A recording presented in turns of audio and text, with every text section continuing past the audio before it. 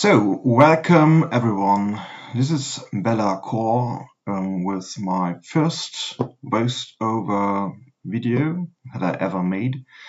Right now, I'm in the situation that I went on a win streak with my Pizza Elves combo, and as I said on Reddit, it's not always really the conclusion to make that there is good matchups. This is still the practice room in which I play, and so it's not worth that much like a league. But let's just dig in. I'm starting with a great hand. I have the Arbor Elf and Utopia Sprawl combo right in my opening hand.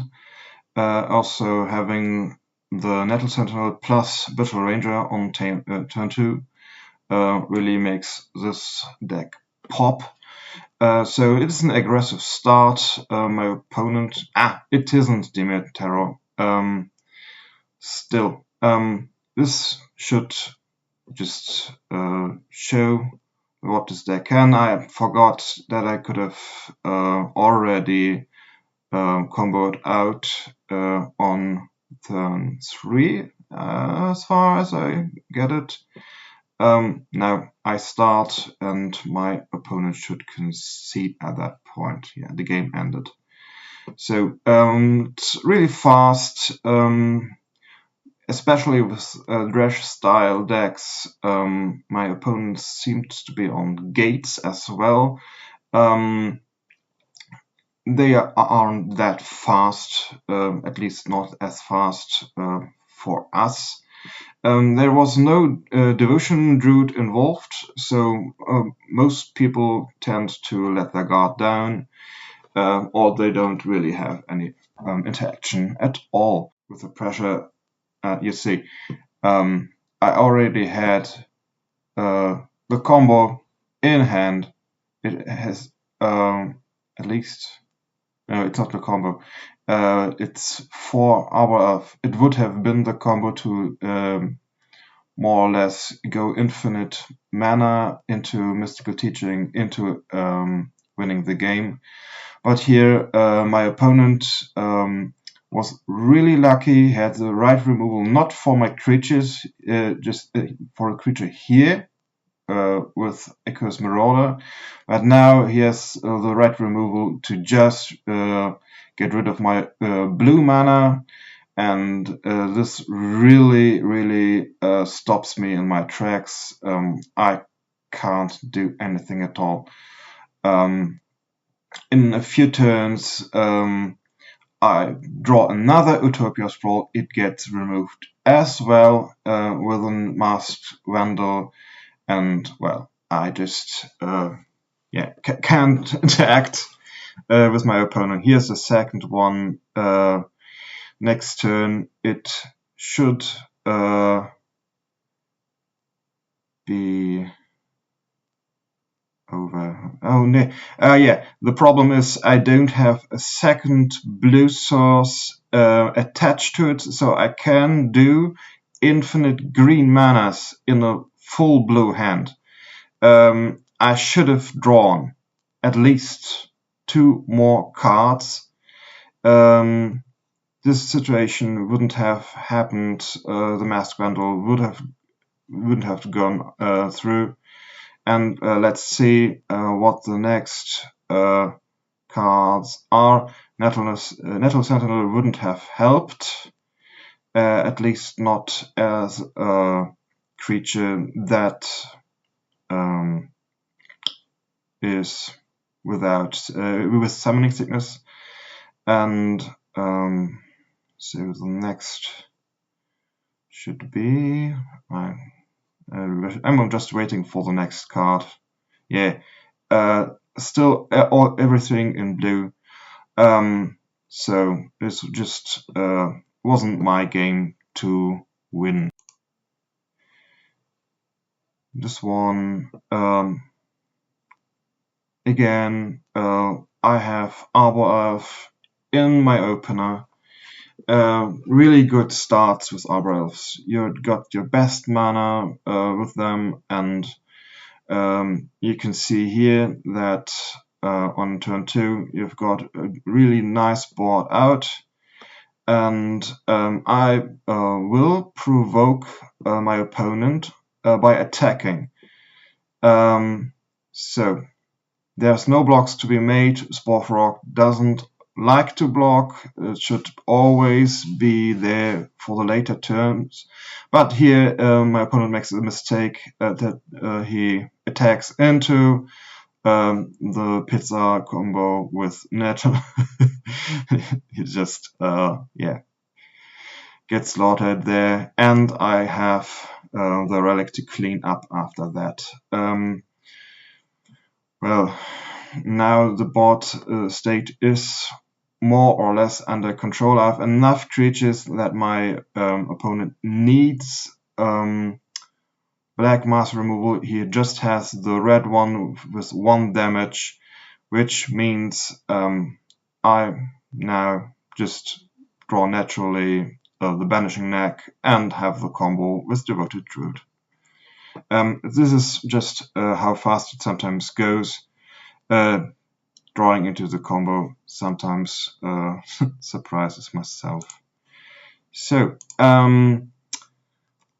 that game I lost is against Glintblade. You maybe know they are a really control-heavy matchup. They usually aren't that fast to push through a win. But if they can get a hold on you, it's really over fast because they drain you of your resources. This one is more or less, a variant that just tries to discard all of my spells. And I really held a weak hand with just Utopia Sprawl on the land and no creatures. This is one of the hands you should not hold, even if you have abundant growth to draw you into your playable pieces. You see, I've got so much draw in my hand, but nothing to work with. I'm using the negate here to not get drained anymore. Avenging Hunter is the cherry on top. I love him, and the last game I will show you is also a really good game to show what Hunter does. But here you just see the opponent has the upper hand. He has a draw engine. He just outvalues us. So in 2 turns, I cannot play a creature that survives and can bring through the combo at the same time. Very, very not possible, so I think. So then, this was my streak breaker. It's a sad thing, but and I mean, this game also just shows how much they were able to control me out. Being on a mulligan, then on a tap land. Yes, I know tap lands are disputable in this build, but I do need the blue mana. That one game against the deck that tried to use gates with Tortex, it was able to get me because I did not have blue. Now I have blue, but my opponent just drains me out of resources. He now I'm on 0. this is maybe a little bit premature to call it here, but they really they kill me in about 3 to 4 turns, so I expected to not get out of this situation. So to the game that I am mostly happy to present to you. This is a game against Grixis Affinity. I really struggle with that matchup, and well, this is why I really wanted to show you what can be done. The opponent leads, but I've got the really good Arbor Elf starter. Then into Devoted Druid, I don't see red before that. The new red land really makes me hope to not invest as much into the board. There's already one Galvanic Blast that has been used here. No, it's not used. It's even discarded. What was my opponent thinking? So I already have an edge because my opponent was too greedy in drawing answers, and now, okay, I know when he is already discarding Galvanic Blast, he is full of answers. So let's see what comes up next. I already have an Avenging Hunter, and in this turn I will already play it. So good thing is I may have the look of an untapped person, but behold, there is still a trick to be made. Devoted Druid has that surprise mana, gets it, so the Avenging Hunter survives. With that, he can get to be a 7/6, a really strong position to be in. Of course, what can the opponent do to break through that? Yeah, there is a Crackland Shaman, of course there is. So the good thing on my side is I know I won't play into that. I'm just trying to maximize damage if my opponent doesn't react in the right way. I tap out a bit of mana to be able to provoke my opponent, but well, he actually drew the third Galvanic Blast, but I have already been into the archives. Now, what comes next is the Throne of that 3.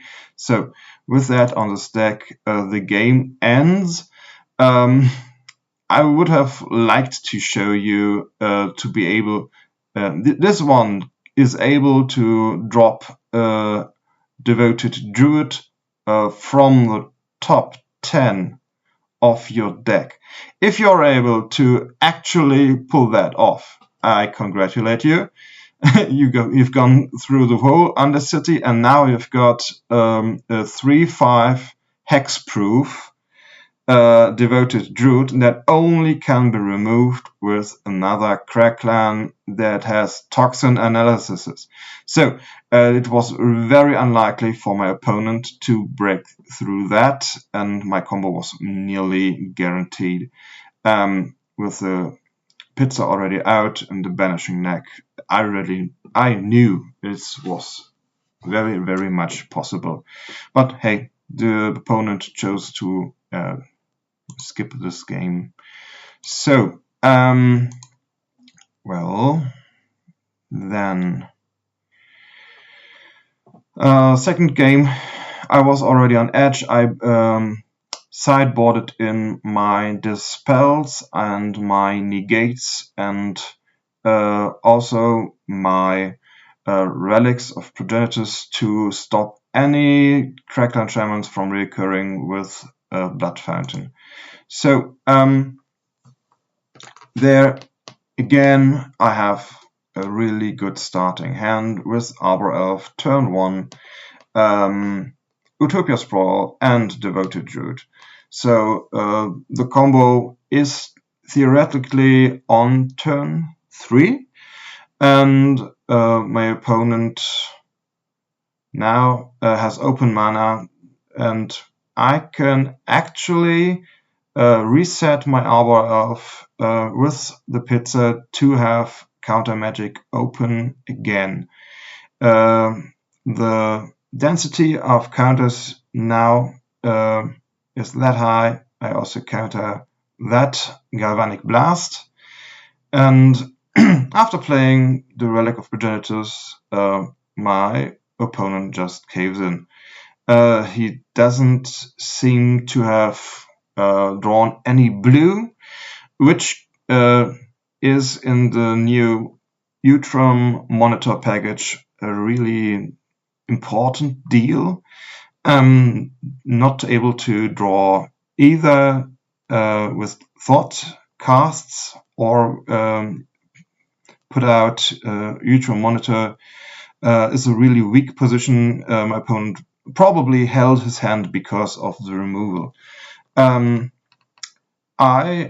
am mostly I was protecting my elves to stay at 3, so that my distant melody is at least draw 3 for 4, harmonize, you can say. But well, we don't know what had to be next. I felt very safe in that position. Well, that was it. I hope I am able to get to another 10 streak, or now with the new Strixhaven out, I would also try to invest in the league. I'm still not that confident. I have a play group on Mondays that brought me new, fresh ideas. I'm thinking about Tamiyo's safekeeping currently. Also because my lands are very susceptible to wildfire and Ponza tactics. So Tamiyo's safekeeping might be the next move in the slots of Vengeful Earth, or, well, I've got to see what comes next. So, thank you for stopping by, and until the next time.